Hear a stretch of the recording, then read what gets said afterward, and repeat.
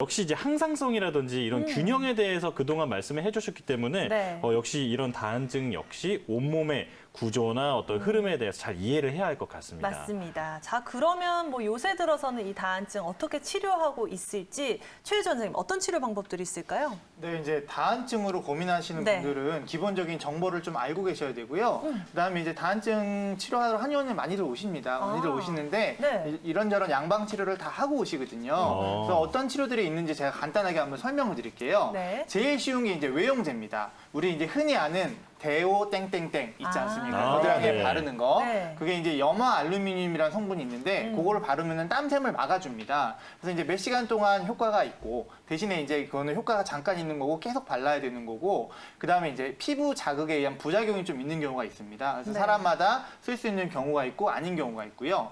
두 번째는 이제 내복약인데 네. 먹는 약은 약간 좀 조심스럽습니다. 그렇죠. 예, 이제 항콜린성 약물이라고 해가지고 신경 전달 물질을 조절을 하는 거예요.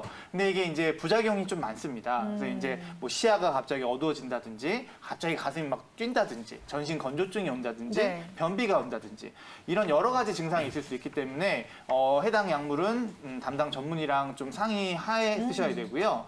그 다음에 이제 많이 하시는 게 이제 보톡스 주사요법이 있습니다.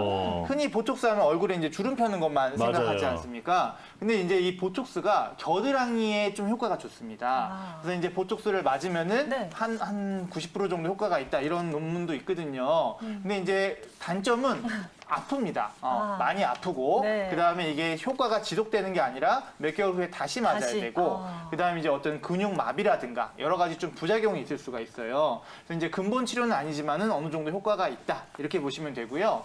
그다음은 이제 제일 많이 하는 게 이온 영동요법입니다. 어떤 거냐면요. 이 물 안에다 수조 안에다가 물을 손을 담그는 거예요. 이거는 이제 손으로만 하거든요. 네. 손을 담그고 전류를 흘려줍니다. 그럼 이 전류 때문에 이 땀샘이 막히는 작용이 있어요. 그러다 보면 한 10회 정도 치료를 받으면 좀 좋아진다 이런 얘기를 듣는다고는 하는데 이 사람마다 이게 이제 좀 틀려지기도 하고 네. 또 피부 자극에 의한 부작용이 있는 경우도 있습니다. 그다음에 이제 마지막으로 하는 게 이제 수술요법입니다. 마지막. 예, 아까 이제 김정숙 원장님께서 잘 말씀해 주셨지만은 네. 이 교감신경의 항진이 이 땀을 일으키지 않습니까?